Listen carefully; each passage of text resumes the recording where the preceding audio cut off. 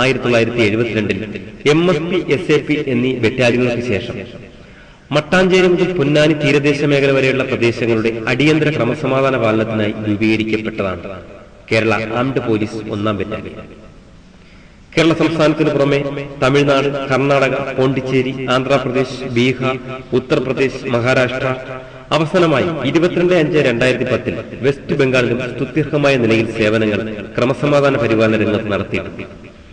1972 മുതൽ നാളിതുവരെയായി കേരള പോലീസിലെ 32,000-ഓളം പോലീസുകാരെ വാർത്തെടുത്ത KAP 1ാം ബറ്റാലിയൻ തങ്ങളുടെ പ്രവർത്തന മേഖല ക്രമസമാധാന പരിപാലന രംഗത്ത് മാത്രം ഒതുക്കി നിർത്താതെ കലാ, സാഹിത്യ, സാംസ്കാരിക, സാമൂഹ്യ സേവന മണ്ഡലങ്ങളിൽ തനതായ വ്യക്തിമുദ്ര പതിപ്പിച്ചിട്ടുണ്ട്.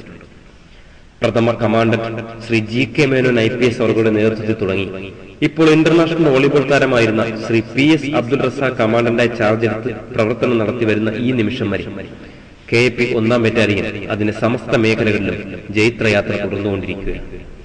നൂതനമായ പരിശീലന പദ്ധതികൾ ഉൾപ്പെടുത്തി KAP 1ാം ബറ്റാലിയൻ പോലീസ് കോൺസ്റ്റബിൾമാരെ പരിശീലിപ്പിച്ചത് കമാൻഡന്റുമാരായ Sarvashri Neeraj Kumar Gupta IPS, Balachandran IPS, deputy commandant Shri Sunilkumar എന്നിവരുടെ നേതൃത്വത്തിൽ അസിസ്റ്റന്റ് കമാൻഡന്റുമാരായ Sarvashri TV Narayanan, Jose V George, armed police ഇൻസ്പെക്ടർമാരായ സർവശ്രീ P രാമൻകുട്ടി, സോണി K സെബാസ്റ്റ്യൻ, ചന്ദ്രശേഖരൻ എന്നിവർ ഔട്ട്ഡോർ വിഭാഗത്തിൽ, ഇൻഡോർ വിഭാഗത്തിൽ അസിസ്റ്റന്റ് കമാൻഡന്റ് TV നാരായണൻ നേതൃത്വത്തിലുള്ള ഗസ്റ്റ് ഫാക്കൽറ്റികളുമാണ്.